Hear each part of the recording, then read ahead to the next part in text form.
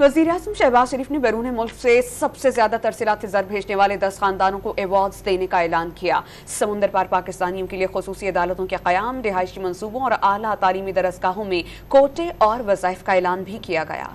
वज़ीर-ए-आज़म ने तकरीब के दौरान समंदर पार पाकिस्तानियों के लिए मुतअद्दिद पैकेजेस का ऐलान करते हुए कहा, ओवरसीज़ पाकिस्तानियों की जायदादों के मसाइल के हल के लिए खुसूसी अदालतों के बिल की मंजूरी दी गई है। उनके लिए इंटरनेशनल एयरपोर्ट्स पर खुसूसी काउंटर्स बनाए जाएंगे। पब्लिक सेक्टर हाउसिंग स्कीमों में उनका 10% कोटा होगा। उनके बच्चों के लिए पाकिस्तान की मेडिकल और इंजीनियरिंग यूनिवर्सिटीज़ में 5% कोटा होगा। सबसे बड़े 10 अफराद या कुंबे वो अपनी रेमिटेंसेस जो सबसे ज़्यादा जिनकी होंगी वो भेजेंगे, तो उनको इंशाअल्लाह अवार्ड देंगे 14 अगस्त को, 23 मार्च को, जहाँ पर उनकी टेस्टिमोनियल्स तस्वीर वहाँ पर